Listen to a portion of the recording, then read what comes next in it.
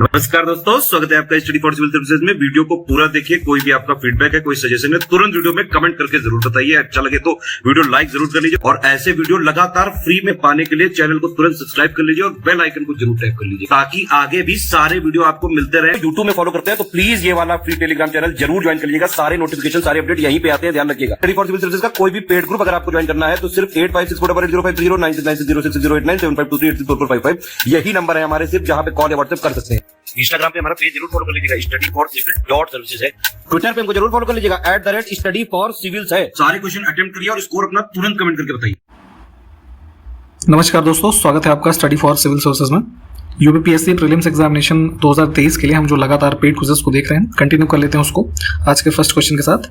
पिछले वीडियो जितने भी हैं नीचे देखिए प्लेलिस्ट एक होगी, उसमें दिए हुए हैं सारे क्वेश्चंस को, आप वहां से देख सकते हैं अगर आपने अब तक उसको नहीं देखा है। और अगर आप हमारे चैनल पर नए हैं तो प्लीज़ चैनल को सब्सक्राइब करिए, ठीक, जिससे सारे नोटिफिकेशंस आगे के आपको मिलते रहें। तो हम बिना किसी देरी के चलिए स्टार्ट करेंगे। स्टेट यूनिवर्सिटी रिसर्च एक्सीलेंस, ठीक है, एक श्योर शॉर्ट फॉर्म इसको कहा जाता है। तो ये स्कीम जो है किसने लॉन्च की है ये बताना है हमको। तो यहाँ पे हमारा एक department of science and technology जो है भारत सरकार का, तो उसके अंतर्गत एक ऑटोनॉमस इंस्टीट्यूट है, ये science and engineering research board, इसके द्वारा इसको शुरू किया गया है। और इसका ऑब्जेक्टिव जो है हमारा ये है कि जितनी भी हमारी एक हाई एंड रिसर्च की जो एक कह लीजिए क्षेत्र है, उसमें स्टेट्स, यूनिवर्सिटीज़ और प्राइवेट यूनिवर्सिटीज़ और कॉलेजेस के बीच में जो है कोलैबोरेशन करना और इन सब चीज़ों को और आगे इनकरेज करना इसका मुख्य उद्देश्य है। तो इसमें से बी ऑप्शन को हम जो है चूज करेंगे, ठीक। विस्फोट के कारण खबरों में रहा, अब देखिए इसका नाम यहाँ पे इंग्लिश में लिखा है लेकिन इसको हिंदी में जो है फागरा डाल्स फाल जो है ज्वालामुखी कहा जाता है, जो किस देश में स्थित है।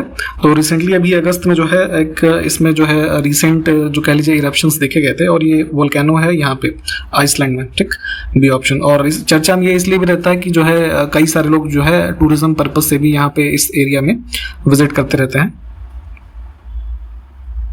हाल ही में बिहार के गया जिले में फल्गु नदी पर बने देश के सबसे बड़े रबर डैम, जिसका नाम दिया गया है गया जी डैम, ठीक है, इसका उद्घाटन किसने किया है ये बताना है। तो बिहार के चीफ मिनिस्टर नीतीश कुमार जी ने इसको इनॉग्रेट किया है। और बेसिकली जो गया में यहाँ पे एक विष्णुपद टेम्पल करके है, उसके नियर अबाउट इसको बनाया गया है और पिलग्रिमेज पर्पज से बहुत सारे लोग विजिट करते हैं वहाँ पे श्राद्ध वगैरह और पिंडदान के लिए। तो उन्हीं सब के क्षेत्र में जो है यहाँ पे लोगों के इजी मूवमेंट के लिए इसको भी डेवलप किया गया है। तो ध्यान रखेंगे रिवर का नाम और कहाँ पे बनाया गया है, ठीक है, गया में। क्रिएटिंग होप थ्रू एक्शन, ठीक है, ये एक थीम है, किसका थीम है, वर्ल्ड सुसाइड प्रिवेंशन डे। जो लोग सुसाइड वगैरह के लिए जो है प्रयास करते हैं तो उनमें इन चीज़ों को रोकने के लिए और इसके हार्मफुल इफेक्ट कह लीजिए इन सबसे जो है अवेयर कराने के लिए डे ऑब्जर्व किया जाता है प्रतिवर्ष। तो 2022 का थीम हमारा है क्रिएटिंग होप थ्रू एक्शन और ये ऑब्जर्व करते हैं 10 सितंबर को। हाल ही में किस देश में मैत्री सुपर थर्मल पावर प्रोजेक्ट की यूनिट 1 का अनावरण किया गया। यह परियोजना भारत की रियायती वित्त पोषण योजना के तहत विकसित की जा रही है, जो कि कहाँ स्थित है ये बताना है, ठीक है। तो मैत्री ये जो थर्मल पावर प्रोजेक्ट है इसको डेवलप किया जा रहा है बांग्लादेश का जो ये कुलना डिस्ट्रिक्ट है वहाँ पे, ठीक। तो इसका भी जो यूनिट 1 है इसकी कैपेसिटी है जो है 660 मेगावाट की 2 यूनिट्स हैं इसमें, है ना, पहले वाले सेक्शन में। तो इसको इनॉग्रेट किया गया है और अभी जो बांग्लादेश की प्राइम मिनिस्टर है शेख हसीना, वो इंडिया के दौरे पे थी, तो उसी के दौरान जो है यहाँ पे प्राइम मिनिस्टर मोदी और इनके द्वारा जॉइंटली जो है इन चीज़ों को इनॉग्रेट किया गया है। और इसमें जो है एक चीज़ और ध्यान रखिएगा कि जो एक रेलवे ब्रिज है उसका नाम है रुष्पा, ठीक है, तो इसको भी यहाँ पे इनॉग्रेट किया गया है और इसको भी जो है एक concessional line of credit Bharat के द्वारा प्रोवाइड करके बांग्लादेश को इसको कंस्ट्रक्ट किया जा रहा है। तो इसको भी इनॉग्रेट किया गया है। तो ये इसको भी ध्यान रखेंगे दोनों इवेंट्स को, ठीक। हमारा सी ऑप्शन जो है ये करेक्ट है। सितंबर 2022 में भारतीय सेना की खड़गा कोर और वायुसेना ने किस राज्य में संयुक्त अभ्यास गगन स्ट्राइक जो है इसको किया है। तो इंडियन आर्मी की जैसे यूनिट्स होती है ना अलग अलग, तो उसी में एक कॉप्स यूनिट है, खड़ग नाम है इसका, ठीक है। तो ये और इंडियन एयरफोर्स जो है इन्होंने शामिल होके एक जो है गगन स्ट्राइक नाम का जो है एक जॉइंट एक्सरसाइज कंडक्ट किया है, जिसमें जो है ये मिलिट्री कह लीजिए एक्सरसाइज है दोनों फोर्सेस की, आर्म फोर्सेस और एयर फोर्स की, ठीक। तो इसको किया गया है आपका जो यहाँ पंजाब में, ठीक। लगभग 4 दिनों तक ये जो है एक्सरसाइज को किया गया। सितंबर 2022 में लॉस एंजल्स में आयोजित पहले इंडो पैसिफिक इकोनॉमिक फोरम की मंत्री स्तरीय बैठक में किस केंद्रीय मंत्री ने भारत की तरफ से भाग लिया है? तो ध्यान रखेंगे, यूएस में लॉस एंजल्स में इसको आयोजित किया गया है, first Indo Pacific economic forum की मिनिस्ट्रियल लेवल जो मीटिंग है, और इसमें भारत की तरफ से जो हमारे कॉमर्स मिनिस्टर हैं पीयूष गोयल, ठीक, ये शामिल हुआ।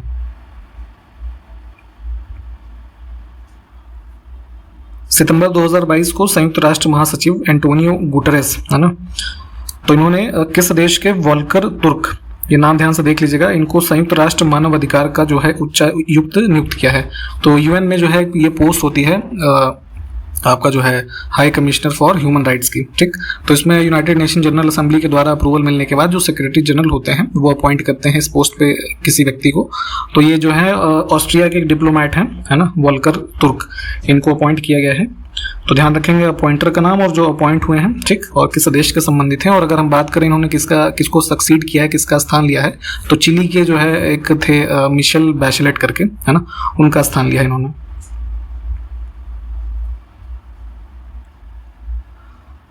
नेक्स्ट देखिए कि which has recently launch the countries first national electric freight platform, जिसको नाम दिया गया है ई फास्ट, है ना, यहाँ पे देखिए ई फास्ट इंडिया, ठीक। तो यहाँ पे फास्ट का फुल फॉर्म, ई फास्ट का टोटल फुल फॉर्म जो है वो है electric freight accelerator for sustainable transport India. तो देखिए ये है क्या, इसमें इसको लॉन्च किया है नीति आयोग और इसके साथ में एक और संस्था है वर्ल्ड रिसोर्सेज इंस्टीट्यूट, ठीक है, इन्होंने मिलकर के इस प्रोग्राम को लॉन्च किया है। और मेन अगर हम इसका एम देखें तो जो हमारा जो कह लीजिए फ्रेट का ट्रांसपोर्टेशन है भारत में, जितने भी माल का जो है आवागमन है एक जगह से दूसरी जगह, तो सारे जो सिस्टम्स हैं उसका इलेक्ट्रिफिकेशन करना और ऑन ग्राउंड डेमोन्स्ट्रेशन देना पायलट प्रोजेक्ट्स के रूप में कि उसमें और आगे क्या उसको डेवलपमेंट कर सकते हैं इलेक्ट्रिफिकेशन के रूप में, जो है जितने भी फ्रेट सिस्टम्स हैं उसका इलेक्ट्रिफिकेशन करना है, ठीक, ताकि जो है हमारा जो ये फ्रेट सिस्टम है भारत में और आगे बेहतर हो सके, ठीक। तो इसके बारे में थोड़ा डिटेल में भी पढ़ लीजिएगा, इंपॉर्टेंट है, नीति आयोग इसमें हमारा करेक्ट आंसर हो जाएगा। हाल ही में यहाँ पे इंग्लिश में देखिएगा इसको निक्षय 2.0, है ना, मतलब सेकंड वर्जन है, निक्षय 2.0 पोर्टल जो है लॉन्च किया गया है। तो इसका संबंध किस रोग से है, ठीक। तो निक्षय आपको पता है कि जो पहला वाला भी लॉन्च हुआ था, तो ये जो ट्यूबरकुलोसिस की बीमारी है टीबी, इससे संबंधित है, बी ऑप्शन को चूज करेंगे। रिसेंटली जो हमारी प्रेसिडेंट हैं द्रौपदी मुर्मू जी, तो इन्होंने प्रधानमंत्री टीबी मुक्त भारत अभियान और ये निक्षय 2.0 पोर्टल जो है इसको लॉन्च किया है। भारत में जो ट्यूबरकुलोसिस का एलिमिनेशन ईयर है 2025, ये ईयर भी ध्यान रखिएगा, हमारा लक्ष्य है 2025 तक टीबी के सभी केसेस को दूर करना, ठीक। तो उसी के क्रम में निक्षय 2.0 पोर्टल जो लॉन्च किया गया है, इसके बारे में थोड़ा बताएं तो जो कॉर्पोरेट सोशल रिस्पॉन्सिबिलिटी वाला कॉन्सेप्ट होता है CSR, तो उसके माध्यम से यहाँ पे इस पोर्टल के थ्रू जो है कुछ हेल्प वगैरह की जा सकती है। और इसमें और जो फैक्ट्स हैं कि टीबी पेशेंट्स को कुछ ऐसे अडॉप्ट किया जा सकता है ना, उनकी टेक केयर करने के लिए इस 2.0 पोर्टल के तहत जो प्रावधान है, तो थोड़ा डिटेल में भी देख लीजिएगा। इसमें हमारा बी ऑप्शन जो था ये करेक्ट है। हाल ही में प्रख्यात पुरातत्वविद BB लाल का निधन हो गया। तो बताना ये है कि इन्हें किस वर्ष में पद्म विभूषण से सम्मानित किया गया था, ठीक है। तो इनको पद्म विभूषण मिला है 2021 में, डी ऑप्शन करेक्ट होगा। बेसिकली ये फेमस इसलिए थे, इनका पूरा नाम है जो है Braj Basi Lal. Archaeological survey of India जो है हमारा, उसके महानिदेशक भी रहे थे काफ़ी समय तक। और अयोध्या में जो बाबरी मस्जिद के नीचे मंदिर के जो साक्ष्य मिलने का खोज है वो भी इनके अंडर में हुआ था, तो इस वजह से काफ़ी चर्चा में रहे थे। और सन 2000 में इनको पद्म भूषण भी दिया गया था। तो ये सब फैक्ट्स को ध्यान रखेंगे, डी ऑप्शन हमारा करेक्ट है। न्यू दिल्ली में इनकी भी जो है मृत्यु हुई। नेक्स्ट देखिए, according to the nationally determined contribution, what percentage of India's installed electricity generation capacity in 2030 will be non fossil fuel based. तो यहाँ पे पहले एक चीज़ ये समझने वाली बात है कि नेशनली डिटरमिन्ड कंट्रीब्यूशन क्या है। तो पेरिस एग्रीमेंट जो हुआ था COP21 वाला, तो उसके अंतर्गत ये उसका एक तरीके से कोर सिस्टम है जिसके द्वारा जो हर कंट्रीज जो है इस NDC को अडॉप्ट करते हैं और अपने जो भी मतलब टारगेट हैं यहाँ पे फ्यूल वगैरह पे बेस्ड, उसको कम्युनिकेट करते हैं UNFCCC को, ठीक। तो यहाँ पे इसको NDC के रूप में जानते हैं। तो यहाँ पे अभी लास्ट ईयर जो ग्लासगो में COP26 हुआ था, तो उसमें इंडिया ने कुछ जो पंचामृत वाला कॉन्सेप्ट दिया था, तो उसी को थोड़ा फ्लेक्सिबल करते हुए अभी जो है यूनियन कैबिनेट ने डिसाइड किया है, ये मतलब ये UNFCCC को कम्युनिकेट करने के लिए NDC में, कि जो है हमारा 2030 के अंत तक जो हमारा ये होगा ना आपका इलेक्ट्रिसिटी जनरेशन कैपेसिटी जो है, तो उसका गैर जीवाश्म ईंधन पे आधारित होगा 50%। ठीक, तो यहाँ से ध्यान रखेंगे, इसमें सी ऑप्शन हमारा जो है ये करेक्ट है। आप ये हमको कमेंट करके बताइए कि जो है COP26 जो लास्ट ईयर हुआ था उसमें 2030 तक क्या कमिटमेंट्स किए गए थे भारत में जो है electricity generation capacity non fossil fuel based. ठीक, ये जरा बताइए तो कमेंट करके। हाल ही में प्रकाशित आत्मकथा the hero of Tiger Hill autobiography of a Paramvir किसने लिखा है? तो इसके लेखक हैं योगेंद्र सिंह यादव। ऑप्शन हमारा जो है डी करेक्ट हो जाएगा। इन्हीं के बारे में बेसिकली ये पुस्तक है। ये जो है 1999 वाला जो कारगिल का युद्ध था, तो वहाँ पे ये जो है उस समय पे इनकी आयु लगभग 19 वर्ष की थी। ठीक, और उनके जो उस टाइम के एक्शंस थे उससे संबंधित इवेंट्स को इसमें मेंशन किया गया है। और ये वन ऑफ द यंगेस्ट जो है परमवीर चक्र अवार्डी भी हैं आपका योगेंद्र सिंह यादव, तो इनका भी नाम ध्यान रखिएगा। 10 सितंबर 2022 को प्रधानमंत्री मत्स्य संपदा योजना, ठीक है, इसका शॉर्ट फॉर्म में PMSY लिखा हुआ है यहाँ पे, तो इन्होंने कितने वर्ष इस योजना ने अपने पूरे कर लिए हैं? ठीक है, तो 10 सितंबर 2020 जो है यहाँ पे इसको लॉन्च किया गया था, तो 2 साल हमारे पूरे हो गए हैं। और इसमें बेसिकली जो इस योजना का मेन एम था by end of the financial year 2024-25, ठीक है, फिशरीज के सेक्टर में जो है लगभग 68 लाख रोजगार के जो है क्रिएशन की परिकल्पना इसमें की गई थी। ठीक है, और अगर हम बात करें 19-20 के फाइनेंशियल ईयर से अभी लास्ट ईयर 21-22 तक के, तो लगभग इस पूरे फिशरीज सेक्टर में 14.3% की जो है इंक्रीज भी देखी गई है इसमें। तो ये सब फैक्ट्स को ध्यान रखेंगे। हमारा ऑप्शन ए जो है ये करेक्ट है। 10 सितंबर 2022 को पूर्व केंद्रीय गृह मंत्री गोविंद बल्लभ पंत की 135वीं जयंती मनाई गई। तो पूछा जा रहा है कि ये किस स्टेट के पहले मुख्यमंत्री थे? ठीक है, तो अगर आप उत्तर प्रदेश के निवासी हैं तो आपको पता ही होगा कि पहले जो है ये चीफ मिनिस्टर रहे थे यूपी के आफ्टर इंडिपेंडेंस। 12 से 15 सितंबर तक अंतर्राष्ट्रीय डेयरी परिसंघ का विश्व डेयरी सम्मेलन 2022 जो है कहाँ आयोजित किया जाएगा? तो ध्यान रखेंगे, ये जो है इसको ऑर्गेनाइज किया गया है गौतम बुद्ध नगर जो डिस्ट्रिक्ट है उत्तर प्रदेश का, यहाँ पे ग्रेटर नोएडा में। ठीक, तो यहाँ पे ऑप्शन बी को चूज करेंगे। ग्रेटर नोएडा जो है मोस्ट अप्रोप्रिएट होगा। और अभी रिसेंटली जो है इसको 12 सितंबर को प्राइम मिनिस्टर मोदी के द्वारा इनॉग्रेट भी किया गया है, तो ये भी ध्यान रखेंगे कॉन्फ्रेंस को। 10 सितंबर 2022 को किस केंद्रीय मंत्री ने जैसलमेर में सीमा पर्यटन विकास कार्यक्रम, यानी कि जो एक ये इनिशिएटिव चल रहा है बॉर्डर टूरिज्म डेवलपमेंट प्रोग्राम, तो इसके अंतर्गत श्री तनोट मंदिर कॉम्प्लेक्स परियोजना, इसका शिलान्यास और भूमि पूजन वगैरह किया है। ठीक, तो ये जो है डेवलप किया जा रहा है तनोट मंदिर कॉम्प्लेक्स जैसलमेर में। और ध्यान रखेंगे सीमा पर्यटन विकास कार्यक्रम के तहत इसका शिलान्यास किया गया है अमित शाह जो यूनियन होम मिनिस्टर हैं।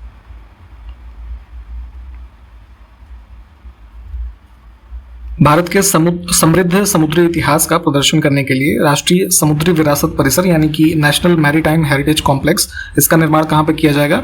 तो मिनिस्ट्री ऑफ पोर्ट शिपिंग और वाटरवेज जो है भारत की, इसके द्वारा इसका कंस्ट्रक्शन किया जाएगा लोथल में। ठीक है, जो इंडस वैली सिविलाइजेशन की हमारी लोथल की साइट है, आपको पता ही होगा अगर आपने हिस्ट्री में पढ़ा होगा कि ये उस टाइम पे इंपॉर्टेंट पोर्ट सिटी हुआ करती थी।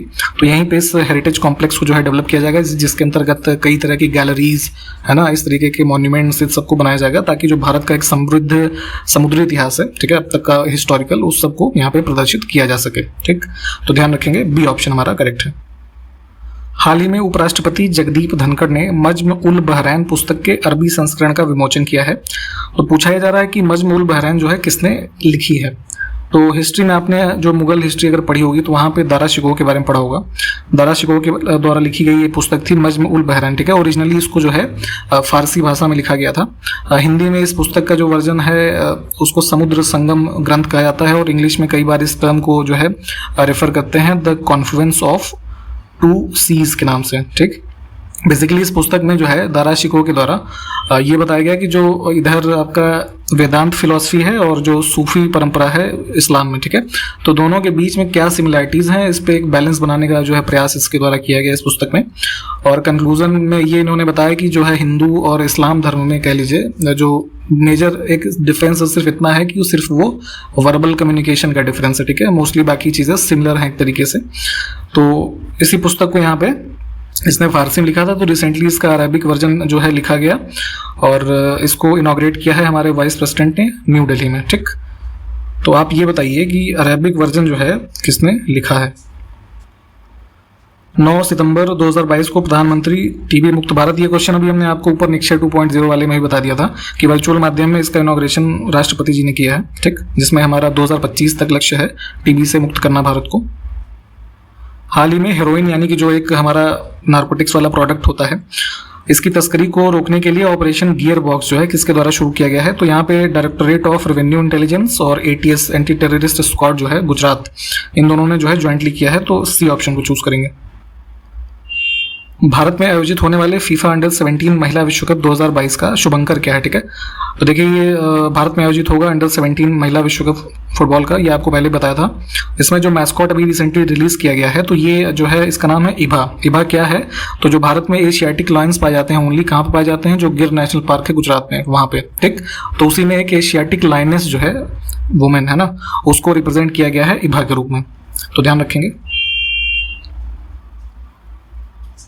15 सितंबर 2022 को शंघाई सहयोग संगठन जो हमारा एक समूह है ना, SCO, तो इसके राष्ट्राध्यक्षों की जो परिषद है, इसमें कई सारे काउंसिल्स की मीटिंग्स होती रहती हैं। तो इसमें काउंसिल ऑफ जो हेड ऑफ स्टेट्स हैं, जिसमें प्राइम मिनिस्टर और प्रेसिडेंट लेवल के जो लोग होते हैं, इनकी जो 22वीं बैठक है, ये कहाँ पर आयोजित की जाएगी।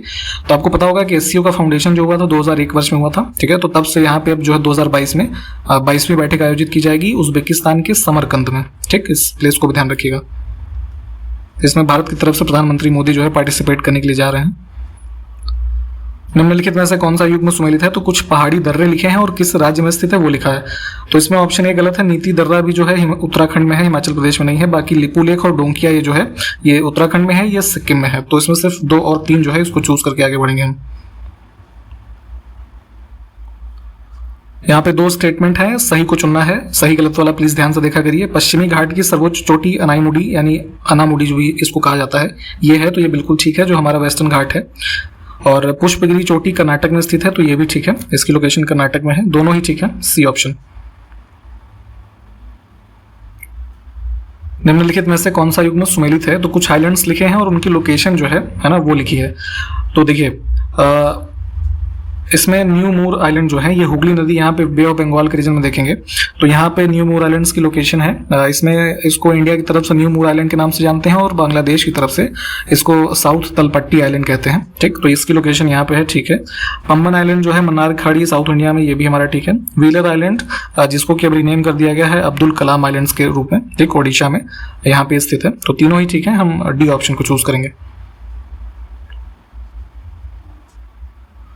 भारत में सहायक संधि की पद्धति जो है किसने जो है लागू की थी, ठीक है। जो सब्सिडियरी अलायंस का सिस्टम आया था, तो इसको शुरू किया था लॉर्ड वेलेस्ली ने, और जो फर्स्ट इस सब्सिडियरी अलायंस में एक्सेप्ट करने वाले थे निजाम ऑफ हैदराबाद जो थे, उनको आप जानते ही होंगे, ठीक।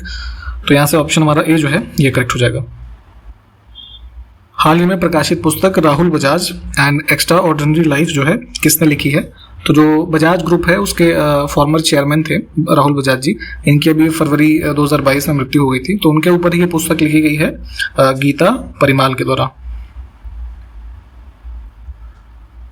भारत में संवैधानिक ओम्बड्समैन का विचार सर्वप्रथम जो है संसद में किसने प्रस्तुत किया था, ये बताना है। तो देखिए पहले ये समझिए कि ओम्बड्समैन का कॉन्सेप्ट शुरू कहाँ से हुआ, ठीक है। तो 1809 एडी में जो है स्वीडन में ये कॉन्सेप्ट शुरू हुआ ओम्बड्समैन का विचारधारा, जो करप्शन को रोकने दिशा में एक सबसे महत्वपूर्ण एक इंस्टीट्यूशन है कह लीजिए, जिसको कि आज आप वर्तमान में लोकपाल के नाम से जानते हैं, ठीक। तो इसकी अडॉप्शन की शुरुआत हुई भारत में भी। इसका सबसे पहला जो विचार एक कॉन्स्टिट्यूशनल पोस्ट के रूप में रेकमेंड किया गया, तो 1960 के टाइम पीरियड में हमारे जो है लॉ मिनिस्टर हुआ करते थे अशोक कुमार सेन, है ना। तो इन्होंने इस कॉन्सेप्ट को प्रस्तुत किया था, ऑप्शन हमारा ए जो है ये करेक्ट हो जाएगा। तो इसके बाद आप फर्दर देखेंगे कि जो है इसके बाद जो LM सिंघवी जी के बारे में आप पढ़ते होंगे ना, LM सिंघवी कमीशन के बारे में, तो LM सिंघवी जी के द्वारा जो है ये जो लोकपाल और लोकायुक्त टर्म आप देखते हैं, इन सबको जो है बनाया गया था। और उसके बाद फिर फर्स्ट एडमिनिस्ट्रेटिव रिफॉर्म्स कमीशन आया, तो उसमें वहाँ पर उन्होंने रिकमेंड किया 2 इंडिपेंडेंट अथॉरिटीज इस तरीके की, एक स्टेट के लिए एक सेंट्रल के लिए, है ना। तो कुछ इस तरीके से भारत में जो ओम्बड्समैन का कॉन्सेप्ट है लोकपाल और लोकायुक्त के रूप में आगे बढ़ता है। उसके बाद फर्दर ऐसे कई बार बिल्स इंट्रोड्यूस हुए लेकिन पास नहीं हो पाए। फिर जो है वर्किंग ऑफ कॉन्स्टिट्यूशन एक जो ये कमीशन बना था ना, review of working of constitution, तो उन्होंने भी यहाँ पे रिकमेंडेशन दी थी कि लोकपाल और लोकायुक्त को बनाया जाए। तो उसके बाद फिर सेकंड एडमिनिस्ट्रेटिव रिफॉर्म्स कमीशन आता है, वीरप्पा मोइली वाला। तो ऐसे करके फिर जो है जाके फाइनली 2013 में जो लोकपाल और ये अन्ना हजारे वगैरह का मूवमेंट चला, तो उसके बाद ये एक्ट बनता है और फाइनली फिर वो 2014 से इफेक्ट में है। तो ध्यान रखेंगे इन सब चीज़ों को। और पहले जो भारत के ये अपॉइंट हुए थे ना लोकपाल, उनका नाम जरा कमेंट करके बताइए। तो 2019 में आई गेस अपॉइंटमेंट हुई थी उनकी, तो आप नाम उनका कमेंट करिए। फिलहाल ये सारे फैक्ट्स जो है बताए, इसको ध्यान रखें। ए ऑप्शन हमारा इस क्वेश्चन के लिए करेक्ट है। यूरोपीय परमाणु ऊर्जा समुदाय की स्थापना 1958 में हुई थी। इसका मुख्यालय कहाँ है ये बताना है। तो यूरोपियन एटॉमिक एनर्जी कम्युनिटी ये लोकेटेड है यहाँ बेल्जियम में, है ना, ब्रसेल्स बेल्जियम। 7 से 8 मार्च 2022 को इंडिया ग्लोबल फोरम 2022 का पहला अंतर्राष्ट्रीय कार्यक्रम, जो इसका टाइटल था द न्यू इंडिया इंक, ठीक, इसको कहाँ पे आयोजित किया गया है ये बताना है। तो कर्नाटक के बेंगलोर में इसको आयोजित किया गया। बेसिकली जो है इंडिया ग्लोबल फोरम के अंतर्गत ये जो समिट ऑर्गेनाइज किया गया, तो इसमें जो वर्ल्ड के जितने भी लेटेस्ट यूनिकॉर्न कंपनीज बनी हैं, जो टेक स्टार्टअप्स वगैरह हैं, ठीक है, वो तमाम तरीके के यूनियन मिनिस्टर्स, पॉलिसी मेकर्स, है ना, बिजनेस लीडर्स, तो इन सब का एक समिट था ये। तो ये ध्यान रखेंगे, यहाँ पे बेंगलोर में इसको आयोजित किया गया। युवाओं, बच्चों और समुदाय के बीच जागरूकता फैलाने के लिए नशा मुक्त भारत अभियान जो है एक कार्यक्रम चलाया गया है। तो इसको कब से शुरू किया गया था ये बताना है। तो 15 अगस्त 2020 से एक कार्यक्रम जो है अनाउंस्ड है और तब से इम्प्लीमेंट किया जा रहा है। यहाँ पे जो ये टारगेटेड ग्रुप है, इनके बीच में ये नशा मुक्ति को अवेयर करने के लिए, उसको प्रमोट करने के लिए मिनिस्ट्री ऑफ सोशल जस्टिस और एम्पावरमेंट जो है वो इसकी नोडल मिनिस्ट्री है, इसको भी ध्यान रखिएगा। सितंबर 2022 को 2 दिन का राष्ट्रीय रक्षा सूक्ष्म लघु और उद्यम, ये जो मध्यम उद्यम के ये हमारे उद्योग होते हैं, तो इसका एक सम्मेलन और प्रदर्शनी कहाँ पर आयोजित की गई? Defence MSME conclave and exhibition.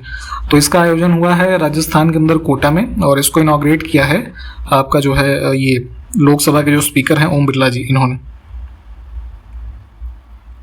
हाल ही में चित्रांगुडी पक्षी अभ्यारण्य को रामसर स्थलों की सूची में शामिल किया गया है, जो कहाँ स्थित है ये बताना है। तो अभी अगस्त में जो है तमिलनाडु स्टेट से 4 साइट्स को ऐड किया गया था रामसर में, और इसमें से ही एक ये है चित्रांगुडी पक्षी अभ्यारण्य। डी ऑप्शन हमारा करेक्ट हो जाएगा। 11 सितंबर 2022 को आचार्य विनोबा भावे की 127वीं जयंती मनाई गई। तो पूछा यह जा रहा है आपसे कि इन्हें किस वर्ष भारत सम्मान से और भारत रत्न से सम्मानित किया गया था ये बताना है। तो हमारा जो सबसे हाईएस्ट ऑनर है, सिविलियन ऑनर भारत रत्न, ये इनको मिला था मरणोपरांत 1983 में। बी ऑप्शन हमारा करेक्ट हो जाएगा। और कम्युनिटी लीडरशिप के लिए इनको जो है पहला ये मिला था रोमन मैग्सेसे अवार्ड जो होता है ये, इसको भी ध्यान रखिएगा। हाल ही में किस देश की ईगा स्वियाटेक, ये खिलाड़ी का नाम है, इन्होंने यूएस ओपन 2022 का महिला सिंगल्स का खिताब जीता है। तो ये प्लेयर है पोलैंड की। हवाला देखिए क्या होता है ये बताना है हमको। तो धन हस्तांतरण की एक अवैध और अनौपचारिक प्रणाली, स्पेशली जैसे जो गल्फ कंट्रीज वगैरह से ट्रांजैक्शन के लिए ये हवाला ट्रांजैक्शन का काफ़ी यूज़ भारत में शुरू से होता रहा है। अभी भी इस पर पूरी तरीके से रोक नहीं लगी, अभी भी कुछ ट्रांजैक्शंस हो जाते हैं। इसी को रोकने के लिए जो prevention of money laundering act है ना, और ये सब एक्ट्स बनाए गए हैं भारत में। तो ये वही होता है कि जैसे इंडिया में आपको, जैसे मान लीजिए किसी दूसरे देश में पैसा भेजना है, तो आपके दोनों देशों में एजेंट्स होते हैं, ठीक। तो आपने यहाँ इंडिया वाले एजेंट को ये पैसा आपने मान लीजिए 10 करोड़ रुपए दे दिया, ठीक। तो ये आपको एश्योरेंस दे देगा कि आपका जो रिसिपिएंट है, मान लीजिए ये सऊदी अरब में आपका रिसिपिएंट है, तो उसको ये पैसा वहाँ पे डिलीवर हो जाएगा। और ऐसा कुछ इनके बीच में इलीगल ट्रांजेक्शन का ही ये रूप है, तो इसी को बोलते हैं हवाला। अगला है ग्रेशम का नियम किससे संबंधित है, किस विषय से संबंधित है, ठीक है। तो देखिए होता क्या है कि मार्केट में अगर जैसे सर्कुलेशन ऑफ करेंसी से बेसिकली संबंधित है। जैसे सिक्कों के संबंध में हम एग्जांपल देते हैं आपको। 1 रुपए का सिक्का बनाने, मान लीजिए 10 रुपए का हम उदाहरण लेते हैं, ठीक। तो 10 रुपए के सिक्के को बनाने के लिए मान लीजिए हमने 2 तरीके के मेटल्स को यूज किया। जैसे आप कई बार देखते होंगे कि एक ही प्राइस के 2 प्रकार के सिक्के मार्केट में चल रहे होते हैं, ठीक। तो एक को बनाने में 2 रुपए का खर्च आया, एक को बनाने में 1 रुपए का खर्च आया, इन्हीं सेम 10 रुपए के सिक्के को, ठीक। तो जाहिर सी बात है 2 रुपए वाले में हमने मेटल जो है कुछ ऐसा यूज किया होगा जिसकी वैल्यू ज्यादा है, ठीक है, और उसको किसी दूसरे पर्पज में पिघला के या किसी और तरीके से यूज किया सकता है। धीरे धीरे क्या होगा कि ये 2 रुपए के जितने भी सिक्के हैं मार्केट से गायब हो जाएंगे, ठीक। और आपको सिर्फ जो सस्ते वाले ये कॉइन्स हैं ये सिर्फ देखने को मिलेंगे। तो ग्रेशम का नियम यही होता है कि जो हाई वैल्यू ऑफ करेंसी है कह लीजिए, वो धीरे धीरे इकोनॉमी से गायब हो जाती है। T20 एशिया कप 2022 श्रीलंका ने किस देश को हरा करके जीता है? तो इतना तो पता ही होगा आपको। सितंबर में पहले नागा मिर्च महोत्सव 2022 का आयोजन किस राज्य में किया गया है? तो ये काइंड ऑफ जो है मिर्च है, नागा मिर्च, जो कि आयोजित किया गया फेस्टिवल नागालैंड में। आज का अंतिम प्रश्न हम देखेंगे कि शून्य आधारित बजटिंग किसके द्वारा विकसित किया गया था? तो एक इकोनॉमी का कॉन्सेप्ट है। इस क्वेश्चन का आंसर आपको कमेंट करके बताना है और इसके बारे में थोड़ी बेसिक इन्फॉर्मेशन है वो भी कमेंट करेंगे आप, ठीक है। तो यहाँ तक हमने पूरा कंप्लीट किया है आज के वीडियो में। सारे क्वेश्चंस को प्लीज़ आप देख लें। जितने भी क्वेश्चंस हमने आपसे पूछे हैं प्लीज़ उसको आंसर किया करिए। हम आपसे अगले वीडियो में मिलते हैं, तब तक के लिए नमस्कार, जय हिंद।